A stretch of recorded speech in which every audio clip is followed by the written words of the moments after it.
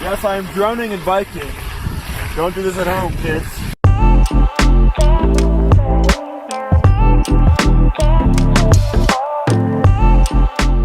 One of the most frequent questions I get from you is how do I drone while pedaling my bike? Let's unlock all the secrets that actually aren't secrets. It's more like lots of practice and smashing a handful of drones. Let's start with some history on my droning. I got my first drone in late 2016 when the Mavic Pro was first released. Until that point, drones were just too big to pack on a bike, but the Mavic Pro was a game changer because it was small. My first trip was a drone was in Nepal, and it was there when I realized that this amazing tool would really enhance my storytelling.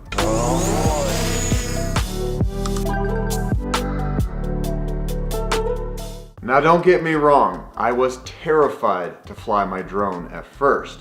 I really didn't want to crash my $1,000 camera, but I got used to it quickly.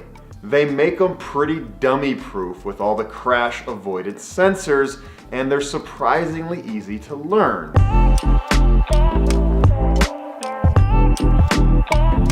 It's kind of like playing a video game. You've got your controller, and you just move around the sky with your joystick. Up, down, left, and right.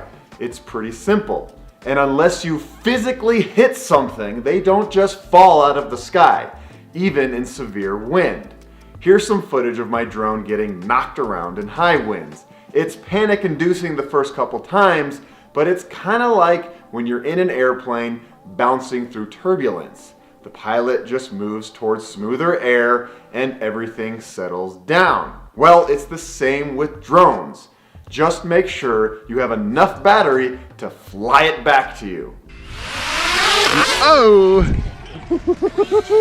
Sketchy! Did you make it, buddy? You did it! All that being said, I have crashed a lot of drones, but it's always been my fault.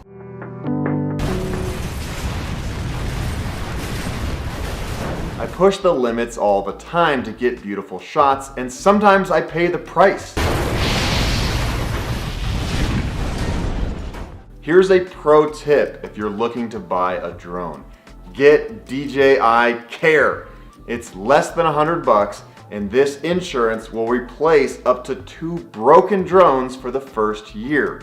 But they won't replace lost drones. So even if you smash it to smithereens, make sure you go out and retrieve it so that you can send it in. Did you see my drone land?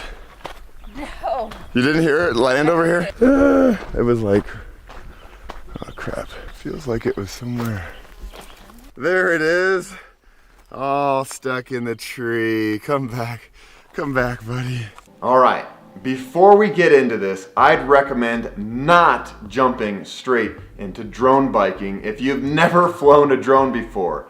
Get the basics down first when you have 2 feet on the ground. The beautiful thing about drones is I can show you things that I couldn't really show you before. Quiet. I love the ability to show vast landscapes on my bike trips, and this is why I learned the incredibly random skill of drone biking. Most creators don't need to learn how to do this, but if you're a bike riding YouTuber, you might want to get good at it. Depending on the trip, I either use the Mavic Air 2 or the Mavic Mini. The Air is my all-time favorite drone ever. This thing flies really smoothly and the picture quality is great, but it's kind of big and tough to fit on a bike if you're really loaded down. The Mini is tiny and easy to pack, but it's a bit harder to fly and the quality isn't as good.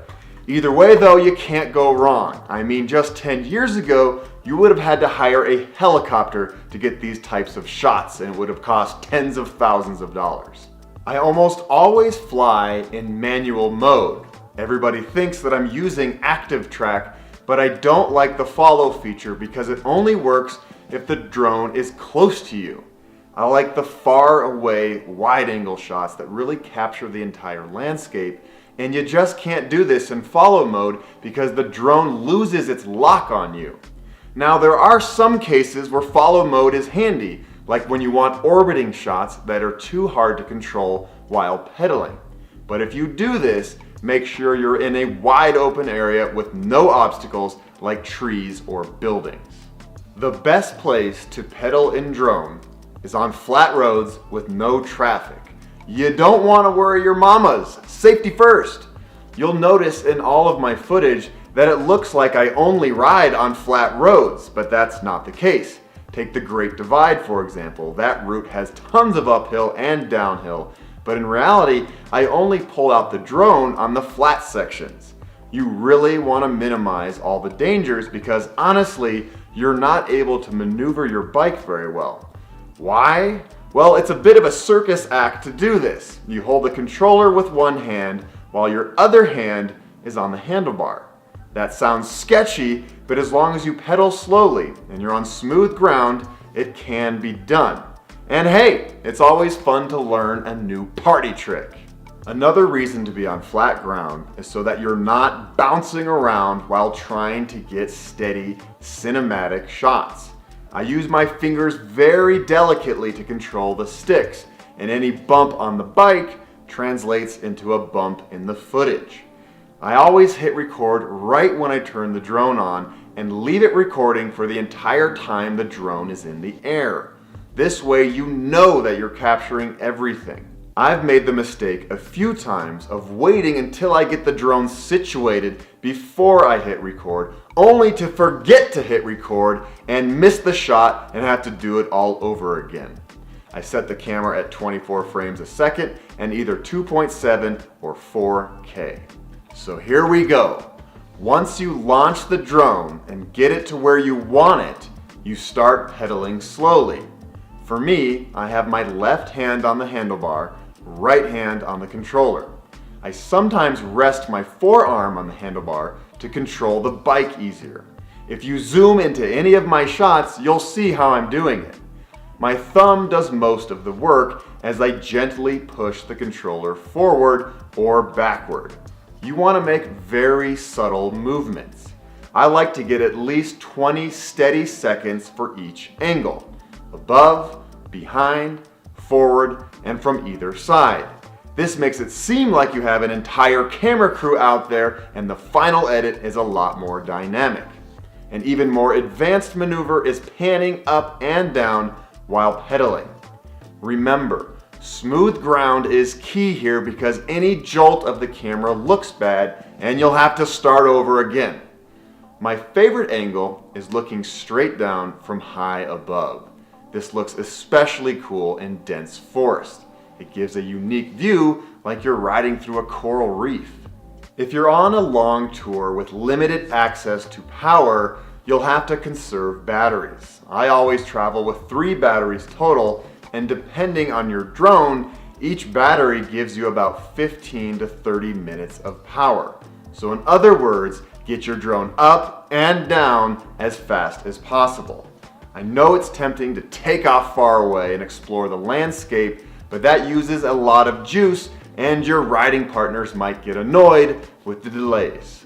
Yeah. Can I have a hug?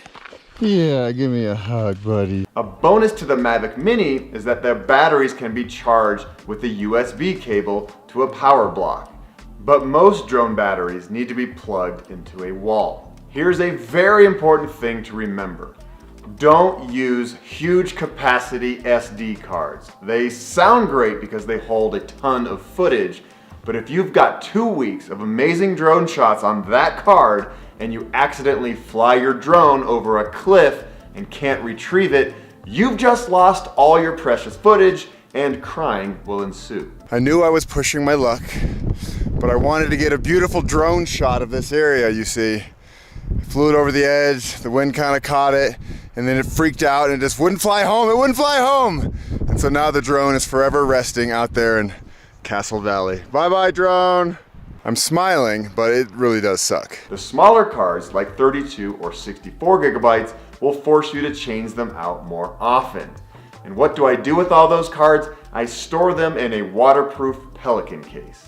Packing the drone inside a bunch of soft stuff is key. These things are very delicate, and if you rattle them too much, things stop working.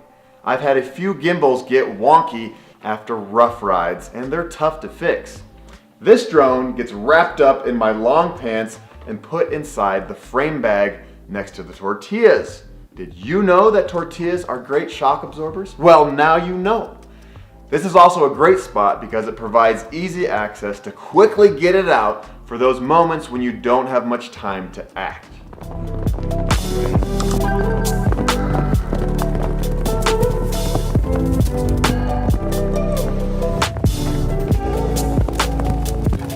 The real key to successfully documenting your rides with a drone is to simply put in the effort.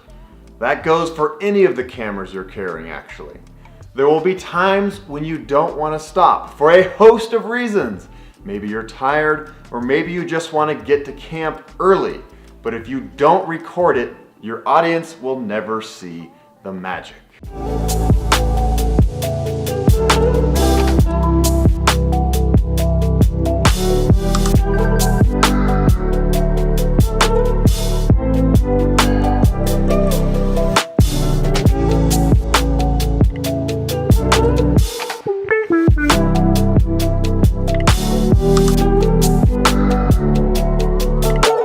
Alright, that's about all I can think of right now. If you have more questions, write them below and I will get back to you.